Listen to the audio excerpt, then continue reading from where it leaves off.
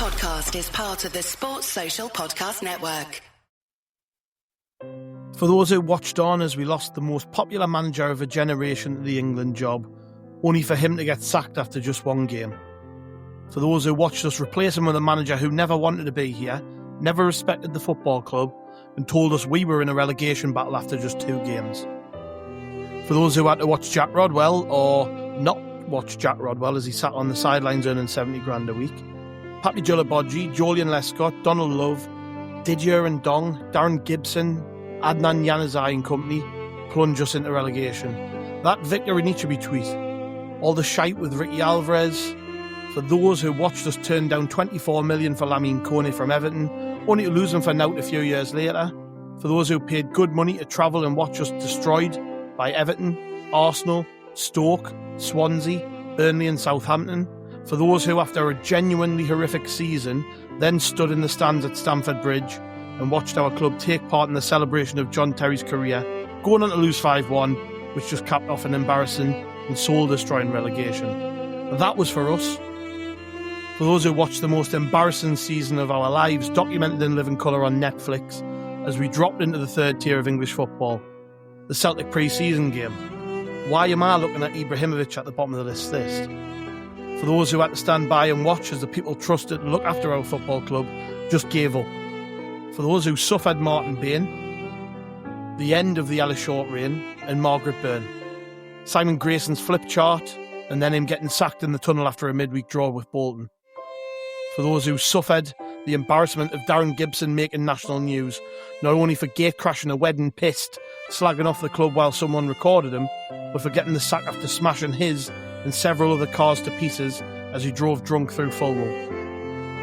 Brendan Galloway, Lee Camp, Jason Steele getting sent off for punching the ball 10 yards outside of his box. That Millwall game when Robin Reiter hoiked 2 in his own net. Mark Wilson being so shite that Lewis Grabban was desperate to cut his loan short in January. Jake Clark-Salter getting sent off practically every time he was on the pitch. James Vaughan cupping his ears to the Sunderland fans after scoring his first goal in about 30 games away at Burton Albion, having done the square root of fuck all in every game prior. Signing Ashley Fletcher out of pure desperation. That fucking shite pinstripe kit. Pay the ref. Bristol and Bull being the highlight of the Coleman era. Getting relegated by Darren Bent and Burton Albion. Finishing bottom of the table and then beating the champions 3-0 in our final match of the season. Chris Coleman getting offered out by a fan outside the ground after the game. Pink seats. The stadium and the academy dropping to bits and nobody in a position of power giving a fuck about it. That was for us. For those who stood by as a AFC Wimbledon striker turned us down to go to Charlton instead because Richard Hill wouldn't agree to pay him to stay in a hotel and saw every decent academy prospect sold to help pay the bills. Employing Paul Reed to manage the academy, paying the likes of Brian Oviedo and Lee Cattermole Premier League wages while we were in League One. Donald Methven, changing the music that was synonymous with the club's identity to some EDM shite. Jerome Sinclair and Keziah Sterling. Mags turning up at every away game. Drawing our way out of the automatic promotion race in 2018-19, losing to Burton Albion, Walsall, Fleetwood and Southend. Selling our top scorer to pay off some debt, and then floundering to replace him with Will Grigg, who never actually wanted to be here and was using us to commute every day from the northwest. Tom Flanagan having his trolley tipped over in Tesco's by a fan. Rochdale creating commemorative mugs when they played us. Scoring 4 goals against Coventry and still losing. 26,000 turned up for a playoff semi-final. That ugly Pompey fan trying to punch Luke O'Nien. Losing on penalties at Wembley. Losing in the last minute of the playoff final, again at Wembley, after being gifted a 1-0 lead. Having to sign our 6th choice left-back target, Lawrence de Bock, because we couldn't get in anyone else. Jake Vokins, Declan John, Callum McFadden, Tommy Smith, Joel Lynch, Glenn Louvens, Jack Baldwin, re-signing Danny Graham, Jim Rodwell. For those who still bought the new kits despite the club having to stick a charity sponsor logo over the Bet That one and it looking a complete fucking mess. scraping a draw against a skint Bolton side that was full of players from the under-18s, and Charlie Methven calling our fans uneducated.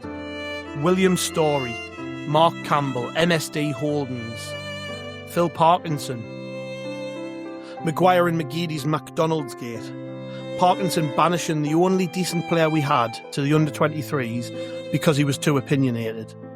Shite away days like Accrington, where we got absolutely pissed on. Darius Charles saying, "This is our house."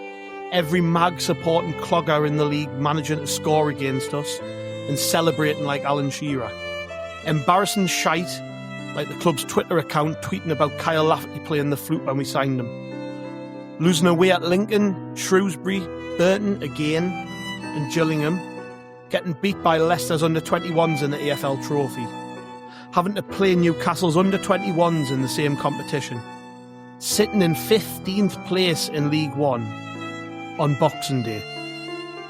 One of our former academy players scoring twice against us for Gillingham, then losing to Bristol Rovers, which cost us promotion when the season was ended during the pandemic.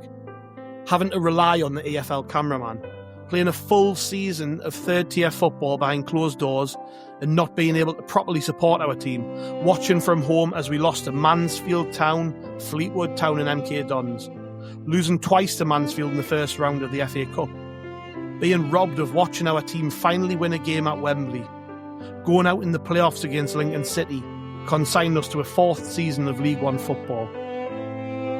Max Power's 40-yard shot over the bar, going again the next season but losing again to Burton Albion. Some kid pissing himself in his seat in the rotor end with his pants down and the post going viral all over the place.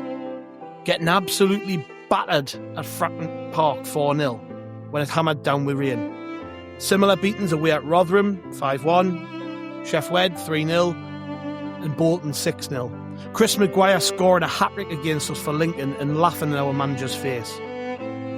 Forced rivalries.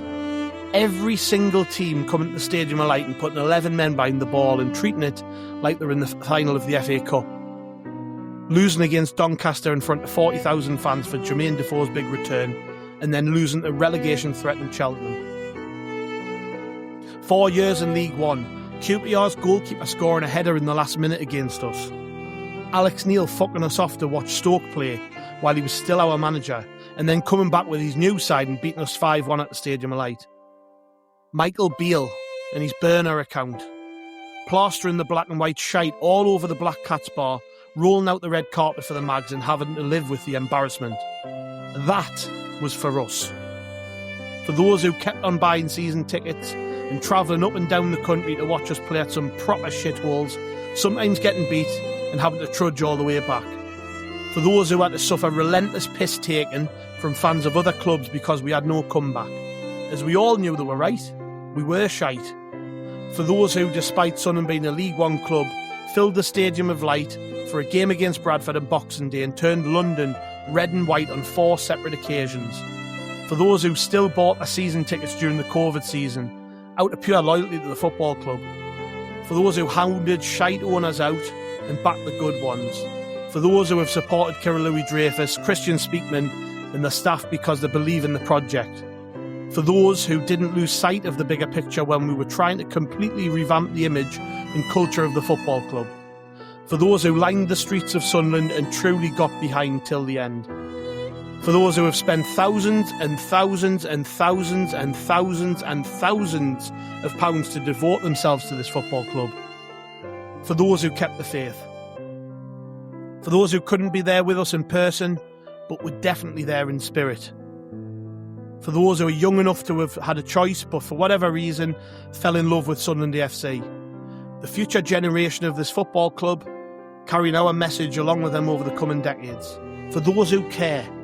For those who cried happy tears as Sunderland finally put to bed the misery of the last 8 years. For those who will be there next season in the Premier League and won't falter at the first sign of struggle. That was for you. That was for all of us. So fucking enjoy it. You deserve it. We deserve it.